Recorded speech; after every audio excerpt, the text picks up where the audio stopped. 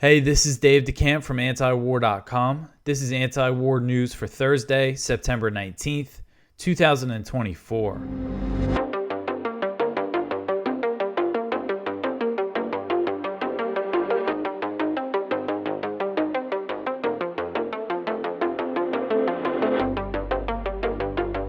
All right, the first story at the top of antiwar.com today. Israel blows up walkie-talkies in Lebanon, 20 dead. So on Wednesday, Israel blew up thousands of two-way radios used by Hezbollah in Lebanon, killing at least 20 people and wounding 450. And this is, of course, the day after the pager attack that I covered yesterday. Lebanon's official news agency also reported that solar energy systems blew up in Beirut and in the south, wounding one girl. So the walkie-talkie attack came after Israel blew up Hezbollah pagers in Lebanon, killing at least 12, including 2 children and 4 healthcare workers.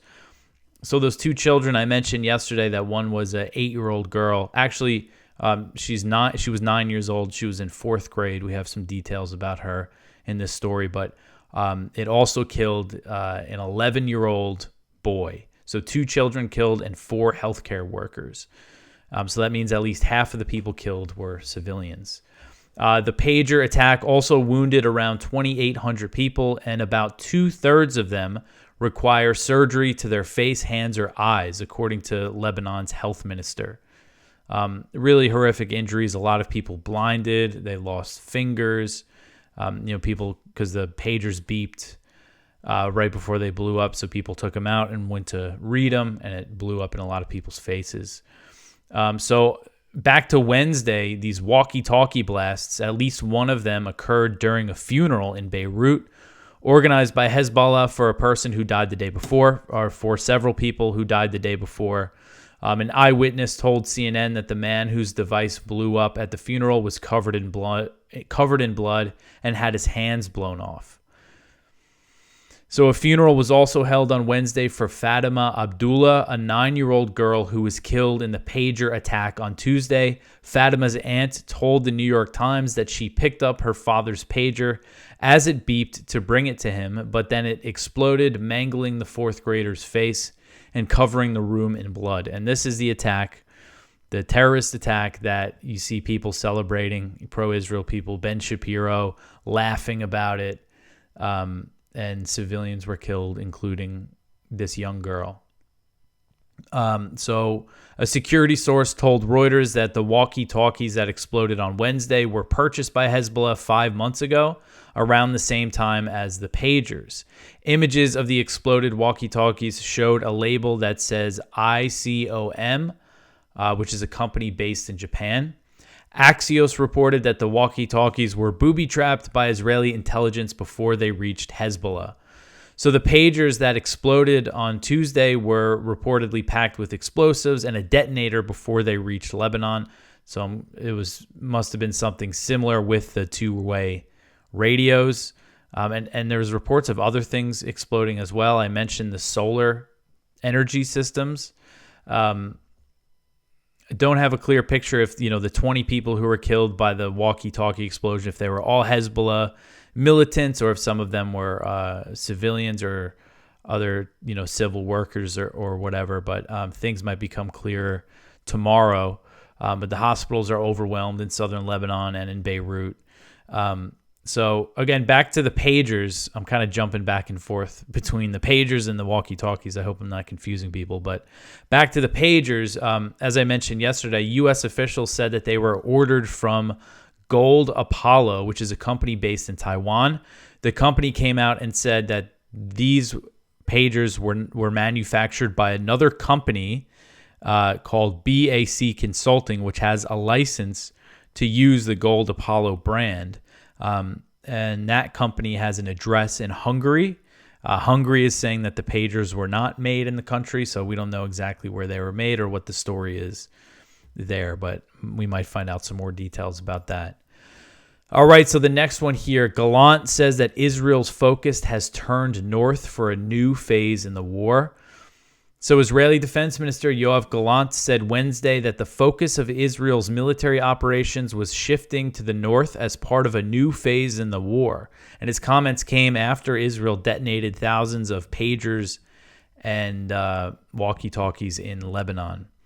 So he said, quote, "In a conversation with the Air Force personnel at the Ramat David base, I emphasized we are opening a new phase in the war. The center of gravity is shifting to the north through the diversion of forces and resources," end quote. So Israel detonated the pagers in Lebanon on Tuesday after the Israeli Security Cabinet met and agreed to add the return of displaced Israelis to their homes near the border with Lebanon as one of Israel's war goals. Before Gallant's statement, it was announced that Israel was redeploying some troops from Gaza to the northern border with Lebanon. So things could escalate even more here. Gallant said that the purpose of shifting focus to the north was to, quote, "meet our goals, the return of the residents of the north to their homes after the change in the security situation," end quote. So another thing, there were some reports saying that Israel's original plan was to blow up all the pagers, all the radios before an invasion, like something that they could do before launching the full-blown war. And then apparently they thought someone in Hezbollah thought something might be wrong with the pagers, so then they just blew them up. And then they blew up the walkie-talkies because they thought in the investigation of the pagers, they might find out that those were sabotaged as well. So those are just reports. We don't really know the whole story, but I would think if they were going to go for the big escalation, like an invasion or something, that they would do it like immediately after setting all this stuff off. But it's still, there's certainly still the chance here of a big escalation, especially with them moving troops to the north. So Netanyahu also put out a short video statement on Wednesday related to the situation in the north. He said, quote, "I have already said we will return the residents to the north safely to their homes, and that is exactly what we will do," end quote. And that's basically all he said. It was a very short video statement. So since October 7th, Israel and Hezbollah have traded fire across the border, and Israeli officials have frequently threatened escalation, raising concerns that the situation could turn into a full-blown war that could potentially involve the U.S. and Iran. I mean, this thing could really explode. And according to a count from Al Jazeera, as of September 6th, Israel has launched 7,845 attacks on Lebanon, killing 646 people. And then in that same time, Hezbollah launched 1,768 attacks on Israel, killing 32 Israelis. All right, so I want to mention our sponsor for today's show, and that is the Expat Money Summit. And this is the world's largest offshore event, taking place entirely online from October 7th to the 11th, put on by Mikkel Thorup, host of the Expat Money Show, and a highly sought-after expat consultant with over 2 decades of experience. At this summit, you will discover why international diversification is a must for those looking to preserve their liberty and wealth. Learn what you need to know about crafting a plan B, how to quickly acquire a second passport, how to diversify your finances offshore, invest in international real estate, and get in-depth insights on geopolitics from world-renowned experts. Headline speakers include Dr. Ron Paul, Doug Casey, Scott Horton, Tom Woods, Mark Faber, Tom Luongo. So certainly people that, if you like this show, you will be interested in hearing what they have to say. So to reserve your complimentary ticket, head over to expatmoneysummit.com. That is expatmoneysummit.com. And expat is spelled E-X-P-A-T. And you could also get a VIP ticket, which gives you access to multiple VIP panels, including one that I'll be doing on the risk of World War III. And if you want a VIP ticket, click the link in the description. Or if you do it through the website, put in the code ANTIWAR to get $100 off. So again, expatmoneysummit.com. All right, so to get back into the news here, the next story, the U.S. Navy unveils a plan for war with China. So the Chief of Naval Operations, Admiral Lisa Franchetti, the highest-ranking officer in the U.S. Navy, unveiled a plan on Wednesday to be ready for a war with China, by 2027 as the U.S. military is preparing for a direct fight with Beijing, despite the risk of nuclear war. Does not seem to be factored into all these plans. So this plan lays out goals to be reached by 2027, including making 80% of the naval force ready for combat deployments on short notice. Franchetti told the Associated Press she wants to increase combat readiness, so, quote, if the nation calls us, we can push the go button and we can surge our forces to be able to meet the call, end quote. So other goals include increasing recruitment, improving Navy infrastructure, removing delays in ship maintenance, and increasing the use of drones and other autonomous systems.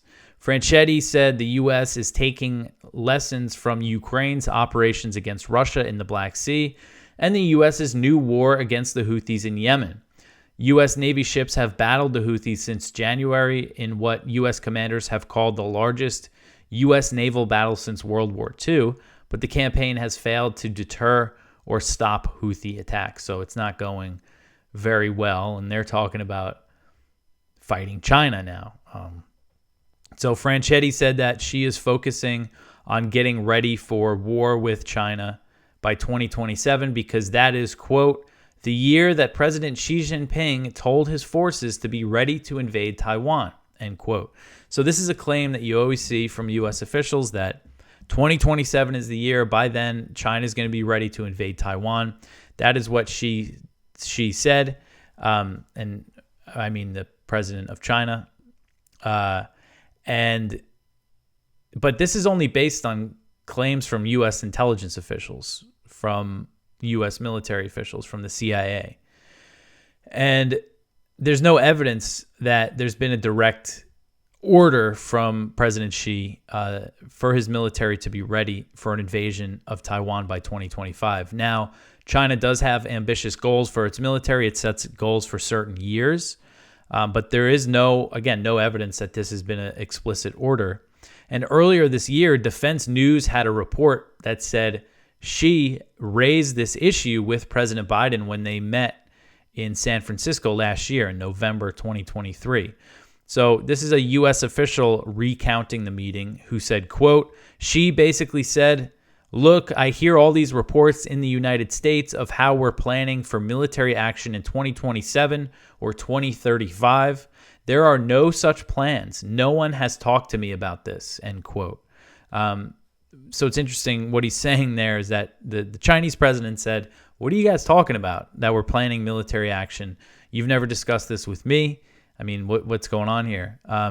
And this Defense News report noted that these claims about a Chinese invasion of Taiwan have helped funnel money to a U.S. military buildup in the Asia Pacific. The claim actually first came from Phil Davidson, a retired Navy admiral who used to head U.S. Indo-Pacific Command. Basically what he said, it was some Senate hearing in 2021, and he said, I think in 6 years, they're going to invade or they're going to be ready to invade. And then this Defense News report, it's interesting if you have the time to check it out. Basically, it's about how this prediction, this 2027 prediction, became an obsession in Washington, D.C. And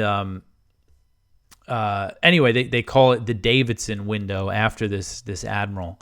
And then the report just notes that this has changed. Since then, it's changed how Congress has spent money. They've funneled a lot more money to spending on this military buildup around China. And we have seen that. They're including this stuff in the so-called emergency military aid packages that include money for Israel and Ukraine. There's also money for Taiwan in there, for the Philippines, and for AUKUS and things like that. All right. So, I mean, just the fact that, again, that they openly talk about war with China when it could turn into nuclear war. Nobody's going to win that war. But this is what they're planning. And they say China is the top threat facing the U.S., number one, and then Russia is second. All right, the next one here. China sanctions 9 Pentagon contractors over a Taiwan arms deal. So a little response from China.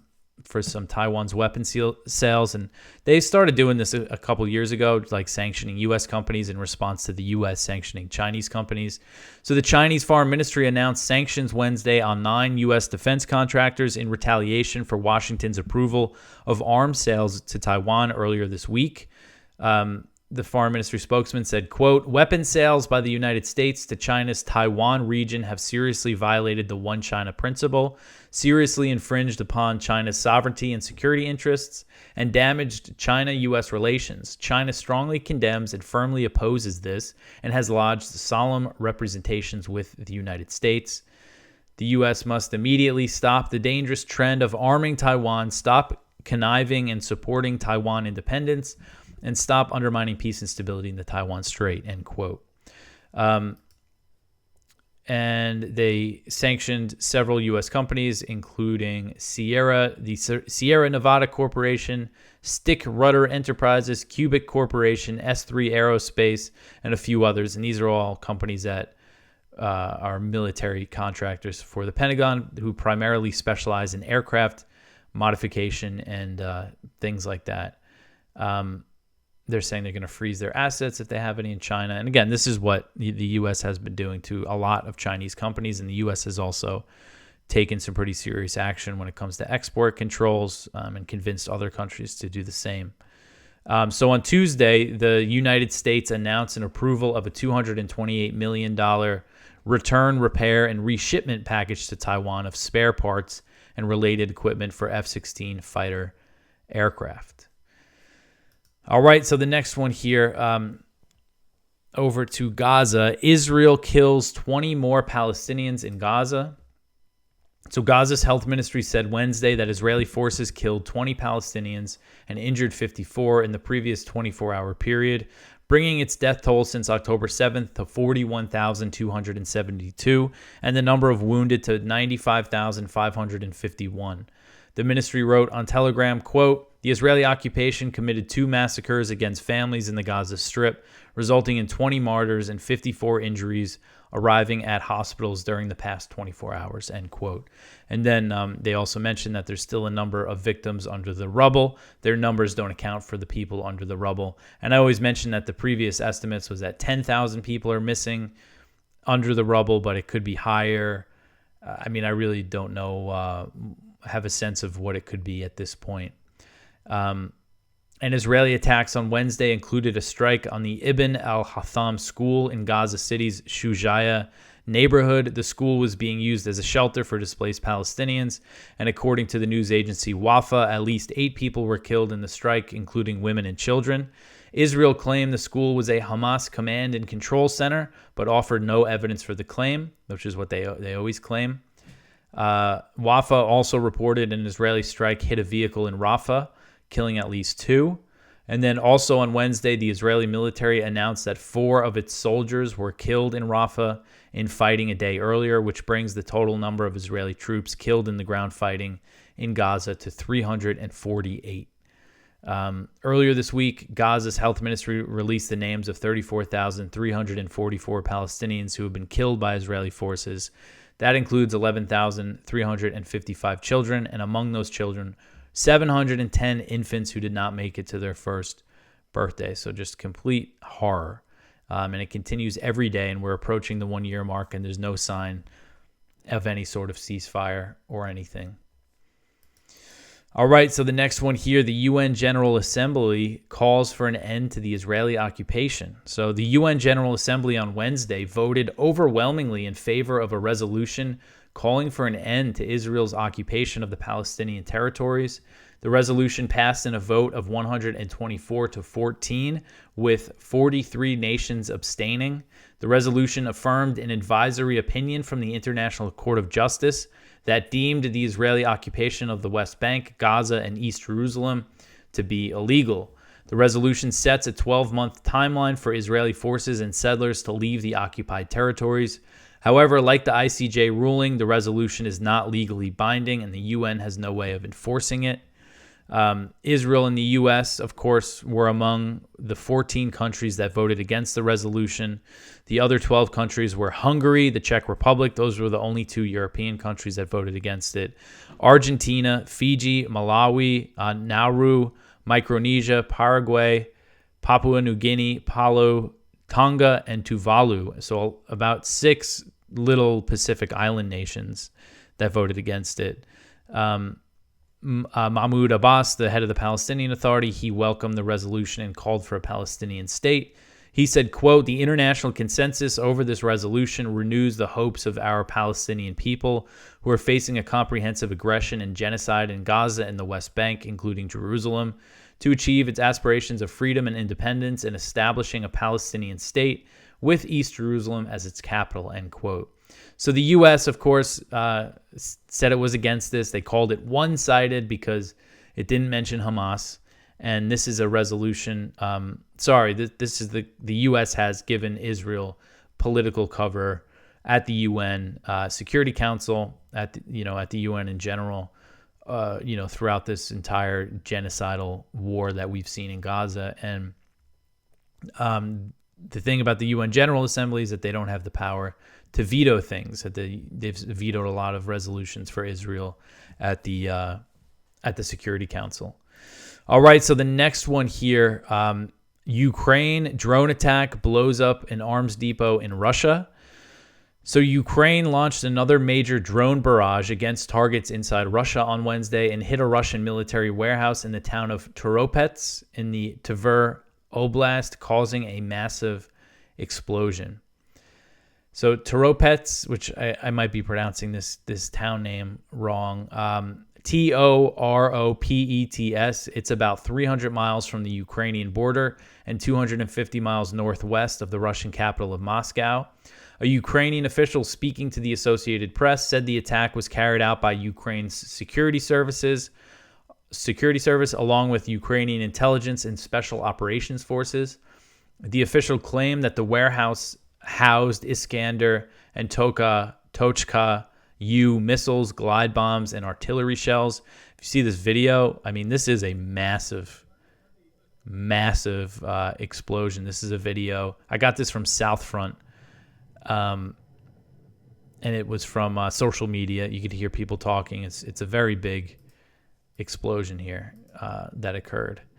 Russia has stayed relatively quiet about the attack. Russian media reported that air defenses were working to repel a massive drone attack on this town. And Russia's health ministry said that 13 people were wounded in the region. Russia hasn't really said much about it. And this attack came as Ukraine is pushing for the U.S. to allow the use of NATO-provided missiles to strike deep inside Russia. AP reported on Wednesday that the U.S. is still not convinced it should support long-range strikes on Russian territory and said that it is seeking more information about what sort of targets Ukraine wants to hit. So it doesn't look like, I still think that it's possible that this happens soon, but it doesn't look like it's imminent, the U.S. signing off on these long-range strikes. And of course, Putin has issued a very strong warning about the matter, saying it would mean NATO is at war with Russia. All right, so the last story here, the U.S. admits to MQ-9 crash after Houthis said it was downed. This article is from Al Arabiya News. So the U.S. military confirmed that a $30 million drone crashed near Yemen earlier this week after the Houthis claimed that they downed at least 3 of them in recent days. So General Pat Ryder, the Pentagon press secretary, said, quote, "We can confirm that Monday an MQ-9 did crash in the vicinity of Yemen.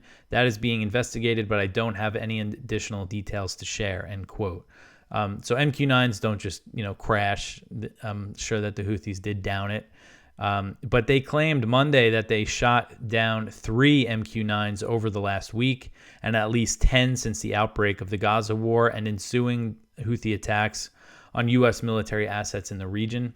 Asked about these claims, Ryder said that he would not get into specific numbers for operational security reasons. He said, quote, "I can tell you that number is not accurate. It's too high," end quote. But he won't say how many drones have been downed.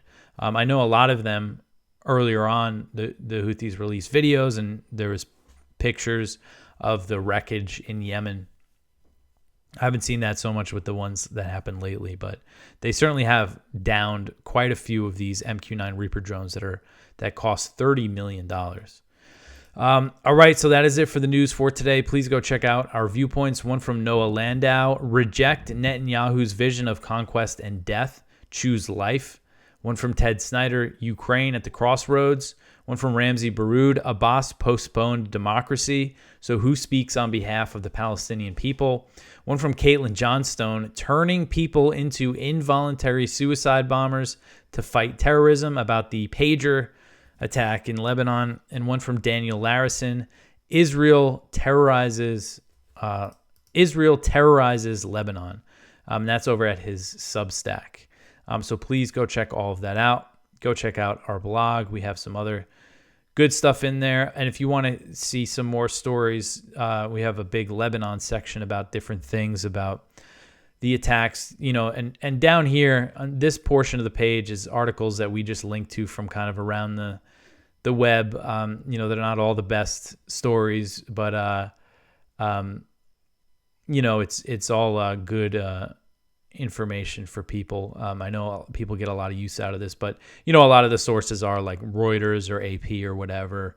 And then certainly, especially when it comes to the Israel stuff, we have usually very good sources on the situation in Gaza and the West Bank and stuff. So you could always scroll through all of that. So that is it for me. If you want to support this show, tell your friends about it, share it, like, subscribe, comment. All that stuff helps. Follow antiwar.com on Instagram and on X. Follow me on there too. I will be back tomorrow with some more news. One more day this week. Thanks for listening.